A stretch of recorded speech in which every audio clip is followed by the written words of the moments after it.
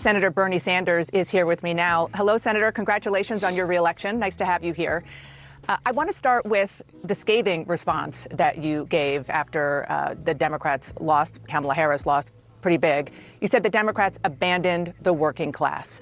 The chairman of the DNC called it straight up BS and said Joe Biden is the most pro-worker president of my lifetime. Former Speaker Nancy Pelosi said she disagreed with you. She added, quote, Bernie Sanders has not won. Do you stand by what you said?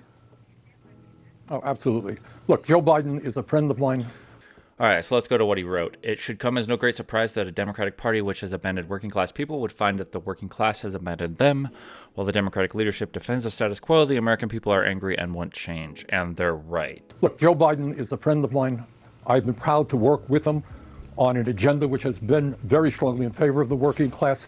Biden promised to be the most progressive president since FDR in many ways on domestic issues. I think he kept his word. But here is the reality. The working class of this country is angry, and they have a reason to be angry. We are living in an economy today, Donna, where the people on top are doing phenomenally well, while 60% of our people are living paycheck to paycheck. 25% of elderly people are trying to get by on $15,000 a year or less. We have the highest rate of childhood poverty of almost any major country. And all of this is happening while stocks are at all-time highs. On earth, and parents all over this country worry that their kids may have a lower standard of living than they do. That is the economic reality. And what Donald Trump did is provided an explanation. He went around, he said, I know you're angry. And the reason is that zillions of illegal immigrants are coming over and they're eating your cats and dogs and everything else. That's the reason. Well, obviously, that is not. That's not the only reason. It is the corporations. It is the consolidation of all of the businesses. It's the destruction of small businesses across the country. It's the local mom and pop shops closing because Walmart and Amazon has completely taken over. It's the corporatization and the consolidation. It's the hospitals being consolidated. It's the dental shops being consolidated and becoming all of these localized, where the profit was localized and spent locally, is being moved into the stock market and shifted over into a big corporation. This is the problem in the US. There are franchises being created that are growing instead of individually owned service businesses. Even plumbing companies are being bought up. Even HVAC companies are being bought up. There's an interview with Mike Rowe where there's this finance guy who started buying up a bunch of foundation raising companies. Or no, it was like waterproofing basements or something. But he's going around buying up all of these small local businesses, buying them out, and he's just got this multi-tens of and eventually hundreds of millions of dollar business. And the mom and pops aren't passing down their businesses to their children. They're just selling out to this one company. I'll link to that down below. But that is the bigger issue in the U.S. That's the issue that I see. And once you recognize it, you'll start seeing it a lot more. The reason is, in my view, that we have an unprecedented level of corporate greed today, more income and wealth inequality. And people on top want it all. And we need an agenda that says to the working class, we're going to take on these powerful special interests. Walmart is just one example, but think about like tools and hardware. You also have Home Depot and Lowe's getting rid of all of the local hardware stores that were once owned locally. And people who would have owned their own store back in the day are now working as greeters or working in the checkout. And they're only working there for a couple of years versus there was people who would work in these small towns at these local shops for 20, 30, 40 years, and they would get to know the people in the town. And create an economy and a government that works for you. And by the way, that can't happen unless you get big money out of politics. We got to get rid of the Citizens United Supreme Court decision so billionaires do not continue to buy elections. And I know that you heard President Biden and Vice President Harris tout over and over the record of supporting workers. The biggest place where small businesses are in services. Think about like your hair cutting, your HVAC, your electrical, your plumbing, that type of stuff. But this is going to be gone soon. Helping the middle class. Some of the things that you were instrumental in helping pass, like lowering the cost of insulin. You saw the president walking a picket line. They forgave student loan debt as much as they could. You said yourself in July that he had a strong record, which you just repeated here. So lowering the student loan debt doesn't do a damn good thing. It just tells the colleges and universities that they can charge more because the students will eventually be forgiven that money. It sounds like it's not maybe as much about policies and more about messaging and communication. It's not messaging, Donna. It's a fundamental understanding of saying, look, the Biden administration has done a lot of good things, period. We should all be proud of that. But it has to be put in the broad context of the reality of the American economy today. And that is when you have 3 people on top owning more wealth than the bottom half of American society. When you have millions. It's not just that, it's that you're also spending money fighting wars that the average American is not interested in getting involved in Ukraine and Russia, and spending money there. And then you're spending money and you're paying for people to come to America and then live here. You're paying for their housing, you're paying for their food, and they're seeing that. Meanwhile, the average citizen is watching the price of groceries go up. And they don't like the fact that there's other people coming into their city and taking up housing and increasing the cost of housing in those cities. Millions of people working for starvation wages. You got to speak to that reality. So you could say, look, we're proud of what we have accomplished, but we have so much more to do to create the kind of government and nations that work for all of us and not just the few. That's my critique. It's not that the Biden administration did not do a lot of good things, but it has to be put into an overall context where in the last 50 years, if you can believe it, real inflation accounted for weekly wages are lower today than they were 50 years. A massive transfer of wealth from the bottom 90% to the top 1%. That's not Joe Biden's fault. It's not Trump's fault. That's what's gone on for 50 years. Recognize it. Deal with it. Tell the working class that you understand what is going on in their lives. You're going to fight for them. The top aide, former aide to John Fetterman and Harry Reid, Adam Jenelson, told the Washington Post that Democrats are preoccupied with the narrow interests of college-educated elite activists more than everyday working people. Do you agree with that? That's correct. And celebrities. Well, it's kind of what I'm saying here, is that the vast 60% of our people live in paycheck to paycheck.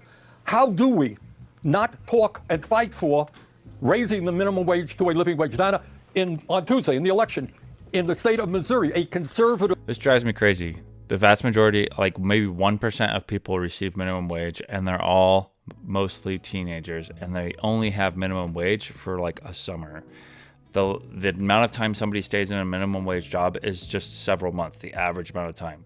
They either move on to a different job or they get a raise. So this is just, the minimum wage argument drives me crazy. It's a false floor. The corporations love the minimum wage. They wouldn't mind it going up to 10 because they can say, hey, we're paying you $2 more than minimum wage. So we're good. We give ourselves a pat on the back. The minimum wage should be completely abolished. It doesn't help anyone but the corporations and the big businesses. State. They became one of the many states that voted, I think, 58% to raise the minimum wage. Now, how is it that in Congress and the Senate, we haven't even brought a damn minimum wage bill onto the floor? We are the only major country on earth not to guarantee health care to all people as a human right. The Affordable Care Act is a stopgap measure. It is not addressing the real...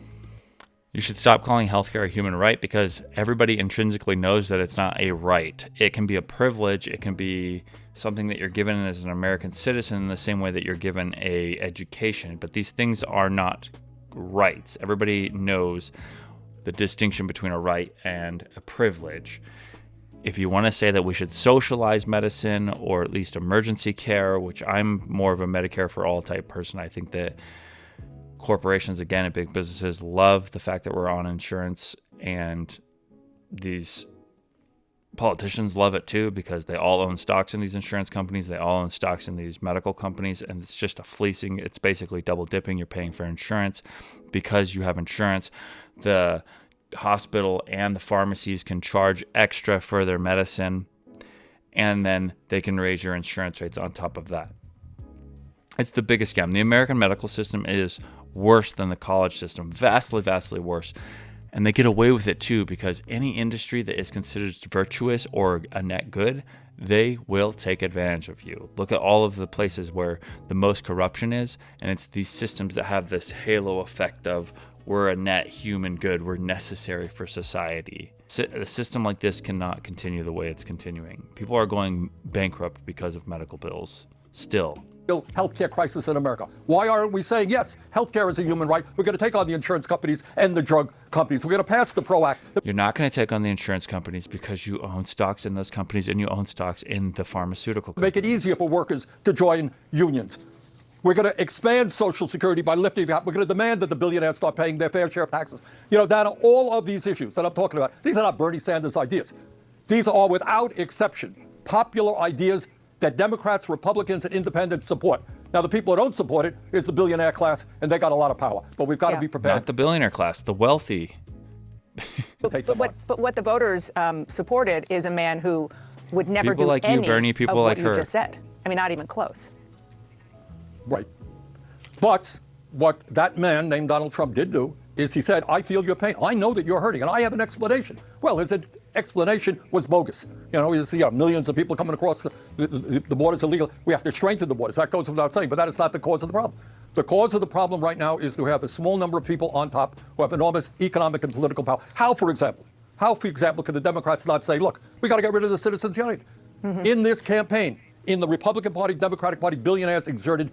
It's not the small people at the top, though. It's the system that you have created. You have set up a system that is maximizing profits. The American people are being fleeced left and right because of the system. Most Americans know that's wrong. So, I'm sorry, go ahead. No, I was just going to say, so we talked about the economic issues, which, of course, that's number one.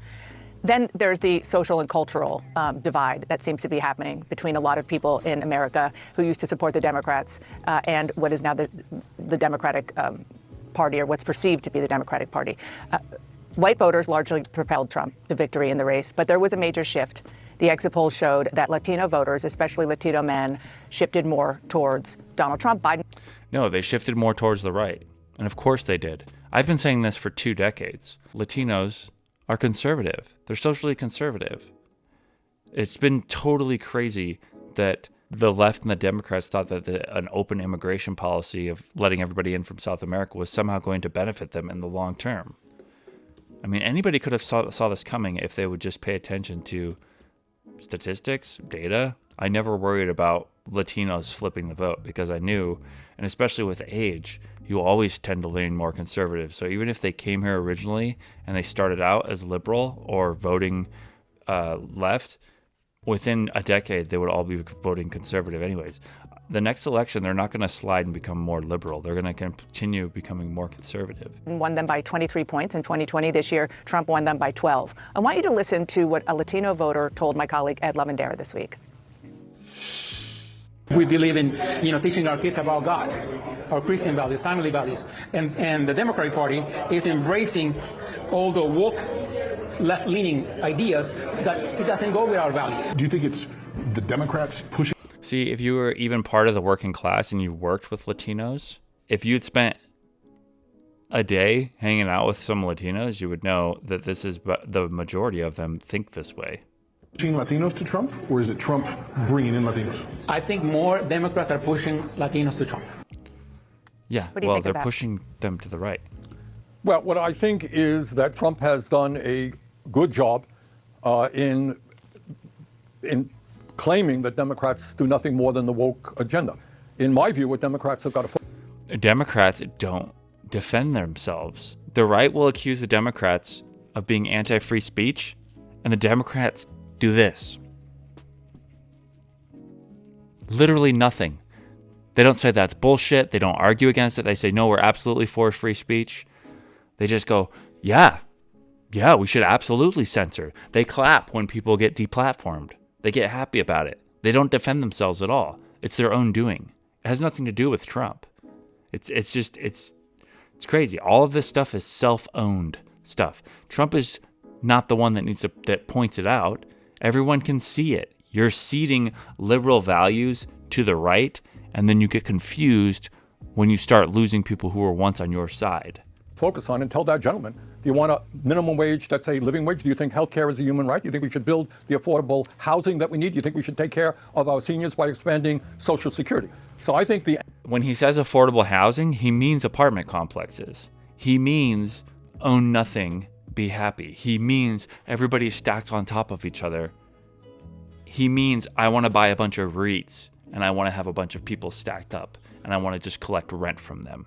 That's what he means when he says affordable housing. That's what Democrats mean when they say affordable housing. They're not talking about condos. They're talking about apartment complexes. emphasis has got to be, of course, on wiping out all forms of bigotry. And the Democrats should be proud of standing up for women's rights and abortion rights and gay rights and civil rights. But the emphasis got to be is to make it clear that we are prepared to stand with the vast majority of the people, many of whom are. Yeah, but the majority of conservatives are for gay marriage. So falling further and further behind while the people on top do phenomenally well. That's a message that, in my view, will resonate with the Latino community and the entire working class community. Let me give one example, perhaps, of this kind of dynamic that we're hearing about. Joe Rogan, very popular podcaster, he endorsed Donald Trump in the final days of the election 4 years ago. And I guarantee it had zero effect on the outcome. You went on his podcast. Nobody's thinking, am I going to vote for Trump? I don't know. I'm kind of wavering. I'm on the fence about it. And then Joe Rogan, the day before voting, says, oh, I'm voting for Trump. I mean, the idea that the Democrats would think because Joe Rogan supported Trump a day before the election somehow made people decide that they're going to vote for Trump and change their position. No, it's 4 years of listening to Joe Rogan and all the guests that he had on the show. It's Kamala Harris not going on the show and talking, or any of the Democrat politicians for that matter. You got a lot of blowback for doing that and for touting that he endorsed you. So is this the kind of example of Democrats perhaps shunning or vilifying people who don't totally agree with them? Yeah, Yes. I think that's fair enough. Look, you can have an argument with Rogan, agree with him, disagree with him, but what's the problem going on in those shows? It's hard for me to understand that. So I think we've got to get, and clearly you have an alternative media out there, a lot of podcasts that have millions and millions of views. Get on the show. Disagree with you here. I agree with you there. I don't see a problem in doing that. And you're right. I got vilified by some of the Democratic establishment because I went on Rogan's show. Now a lot of other people are doing just that. Listen to what he just said. I got vilified by the Democratic establishment, the same people that put Kamala Harris on the ticket forcefully with no primary, vilified Bernie Sanders because he went on a show, the most popular podcast where you can talk to the most American citizens, more American citizens than any other show, and that made you a villain? Do you see how insane and stupid the Democratic leadership is? Before I let you go, you were a steadfast supporter of Joe Biden. You were saying that he should not drop out. There's a lot of Monday morning quarterbacking going on, and a lot of it is that, in fact, he should have dropped out earlier or perhaps never run for a second term. I don't want to get involved in that. You know, we got to look forward and not in the back. Kamala did her very best. She came she won the debate with Trump. She worked her as hard as she possibly could. Let's look to the future. Okay, every single Democrat is doing this. Every single one of them is like, it was the best campaign possible. She ran everything perfectly. And it's such utter nonsense and bullshit. She went on a Talk to Me Daddy podcast, and that's about it. She didn't do jack shit. Trump was out there every single day being on different shows or campaigning that same day. He was late to a campaign because of the Joe Rogan podcast, he was late to a campaign rally. This is like retconning history. We all know what Kamala was doing. She went on one CNN interview, one Fox News interview over how many months? She had 3 months, 2 months, something like that. She should have been campaigning every single day, and she took several days off. This is just a lie. Yes, I feel bad for Kamala because I do feel like she was thrown under the bus. But this idea to say that she ran a perfect campaign is freaking delusional. And it's a lie. Not go backwards. Senator Bernie Sanders, thank you so much. Congrats again on winning a 4th term in the United States Senate.